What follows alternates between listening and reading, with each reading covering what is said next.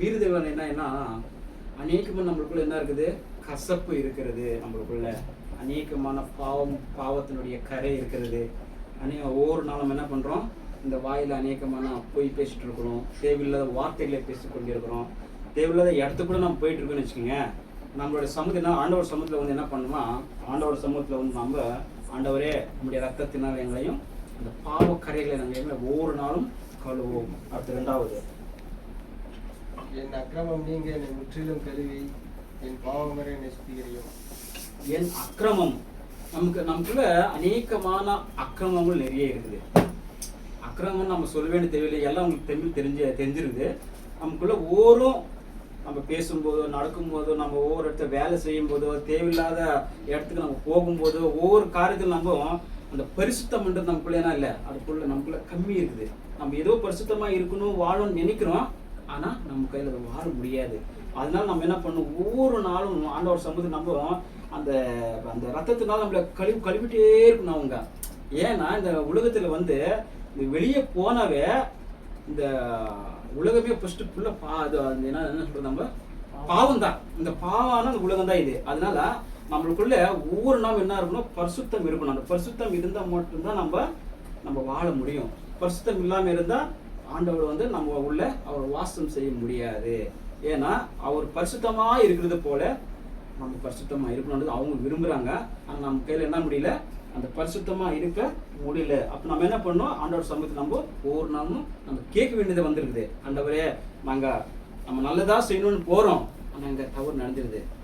நம்ம சமூகத்தில் நல்லா இருக்கணும்னு நம்ம நினைக்கிறோம், ஆனால் நினைக்க முடியாது. காரணம் என்னன்னா, நம்ம சுற்றி இருக்கிறவங்க என்ன பண்ணியிருக்காங்க, அவங்க அந்த அளவுக்கு நம்மளை வந்து கெடுத்து விட்டுறாங்க. அதனால தான் நம்ம ஆண்டவர் சமூகத்தில் வந்து ஒவ்வொரு நாளும் அவரே வந்து கேட்டுகிட்டே இருக்கணும், எங்களை பரிசுத்தப்படுத்துங்க. ஏன்னா நாங்கள் இந்த பாவியான உலகத்தில் நாங்கள் இருக்கிறோம், எங்களை பரிசுத்தப்படுத்துங்க அப்படின்னு சொல்லணும். அடுத்து மூணாவதா,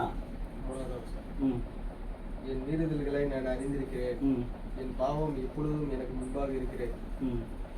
என் மீறுதலை நான் அறிந்திருக்கேன்னா, நம்ம செய்யறது வந்து தப்புன்னு நமக்கு தெரியும், ஆனாலும் நம்ம என்ன பண்ணிட்டு இருக்கிறோம், தவறு செய்து கொண்டுதான் இருக்கிறோம். புரியுதுங்களா?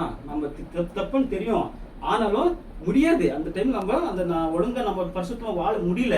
அதனால என்ன பண்றோம், நம்ம தவறு செய்துடுறோம். அதற்காக எங்களை மன்னியும். அடுத்த நாலாவது, தேவரின் ஒருவருக்கே விரோதமாக நான் பாவம் செய்து உமது கண்களுக்கு முன்பாக பொல்லாங்காரத்தை நடப்பித்தேன். நீர் பேசும்போது உங்களுடைய நீதி விளங்கவும், நீ நியாயந்திருக்கும் போது உங்களுடைய பரிசுத்தம் விளங்கவும் இதை அறிக்கையிடுகிறேன்.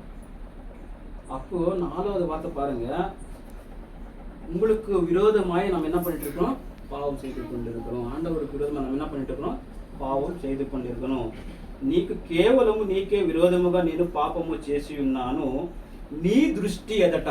దృష్టి అయినా அந்த கண் பார்வை முன்னாடி நீ திருஷ்டி எதట నేను చెడుతనము చేయుచున్నాను. ஆண்டோட சமூகத்துக்கு முன்னாடி நம்ம இந்த கெட்டான சில விஷயங்கள் நமக்குள்ள இருக்குது. அதனால நம்மளை ஒரு வாட்டி கூட எங்களை மன்னித்து எங்களை பரிசுத்தப்படுத்துங்க. அடுத்து அந்த நாலாவது லாஸ்ட் என்ன, நீவு நாலாவது லாஸ்ட், நீர் நியாயந்திருக்கிறீர், உங்களுடைய பரிசுத்தம் விளங்கவும் இதை அறிக்கையிடுகிறேன். அடுத்து அஞ்சாவது, இதோ நான் துர்குணத்தில் உருவானேன், என் தாய் என்னை பாவத்தில் நிர்பந்தித்தார். அப்போ இந்த வார்த்தை சொல்றது, పాపములోనే నా తల్లి నన్ను గర్భము ధరించింది. பாவத்திலே இருக்கும்போதே என் தாய் கர்ப்பத்திலிருந்து நம்ம வந்திருக்கணும் இல்லைங்களா? அதனால நம்ம ஸ்டார்டிங் முதலே நம்ம பாவத்திலிருந்து வந்திருக்கிறதுனால கண்டிப்பா நமக்குள்ள ஒரு நாளும் பாவம் இல்லாம இருக்கவே முடியாது. காரணம் என்னன்னா, தாயின் கர்ப்பத்தில் இருக்கும் போதே நம்ம பாவத்துல வந்துட்டோம். அதனால இப்ப நம்ம பரிசுத்தமாக நம்ம அவசியமாக வர முடியுமா? ஆனா ஆண்டவர் சொல்றாரு, ஒவ்வொரு நாளும் நீங்க தவறு செய்ததா ஓகே தான், ஆனாலும் என்னுடைய சமூகத்துல வந்து நீங்க முழங்காலிட்டு ஜெபம் செய்தால் அவர் கண்டிப்பாக நம்மளுக்கு அதுக்கு மன்னிப்பு உண்டு. நம்ம ஜெபம் செய்யாம இருந்தா, நம்ம ஜெபம் பண்ணாம இருந்தா, இல்ல ஆண்டவர் சமூகத்துக்கு போகாம இருந்தா